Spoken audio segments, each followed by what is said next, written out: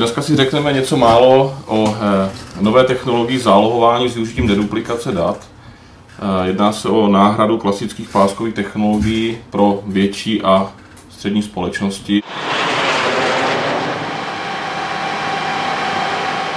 Mezi hlavní výhody řešení Quantum DXi 6700 patří nativní inline deduplikace, která umožňuje redukci zálohovaných dat až 20:1 při zachování tradičních zálohovacích schématů typu 30 dnů a grandfather, father, son. Na tabuli máme schéma klasické heterogenní sítě v podniku střední větší velikosti. Máme nějaké Windows, Unix, Linux, Mac OS servery.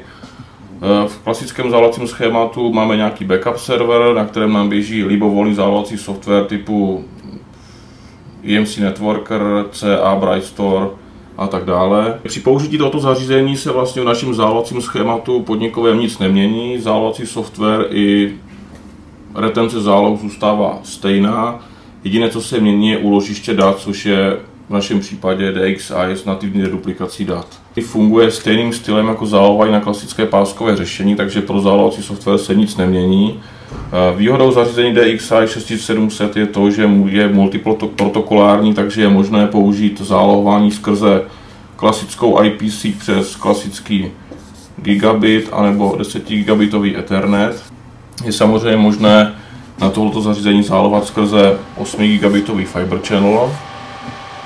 Výhodou řešení DXi je to, že je možné ho replikovat mezi více lokalit, takže je možné použít asynchronní replikaci, kdy se tam replikují pouze unikátní bloky dat na virtuální zařízení DXi V1000, které je možno instalovat do prostředí VMwareu.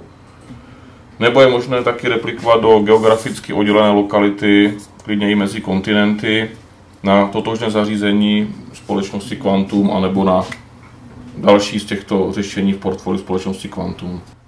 Nebo je možné provádět migraci dat, deduplikovaných dat na klasická pásková zařízení.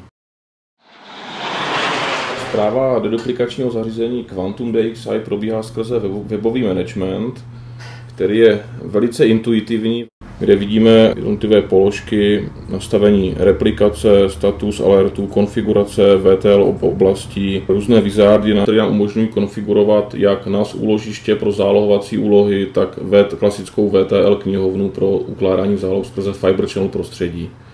Je možné využít OST protokol pro produkty z typu Symantec, možnost nastavení replikací, e-mailových alertů a možnost nastavení funkce Call Home, kdy v případě vzniklého problému nebo blížícího se problému zařízení samo komunikuje se supportním centrem výrobce a se supportním centrem Agory Plus, která zajistí se svým technickým týmem nápravu daného problému.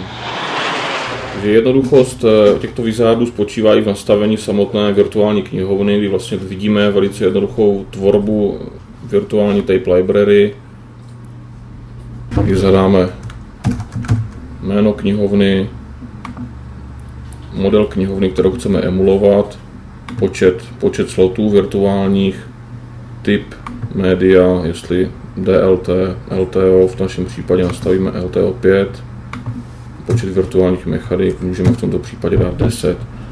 Povolená inline deduplikace, potvrdíme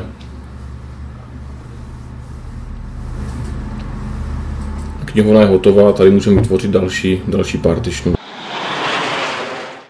Takže mezi hlavní výhody řešení Quantum DXi řady 6700 patří inline deduplikace s variabilní délkou bloku, možnost škálování kapacity od 8 TB až po 80 TB dat a rychlost zálohování, která učiní toto zařízení kolem 10 TB dat za hodinu. Mezi další unikátní vlastnosti samozřejmě patří multiprotokolární připojení směrem k hostům, což umožňuje použít konektivitu Fiber Channel nebo klasický CIFS NFC protokol. Výhody, které jsem teď zmínil, je možné použít v klasické podnikové heterogenní síti, kdy máme nějakou centrálu i menší pobočky, které můžou být prakticky neomezeně.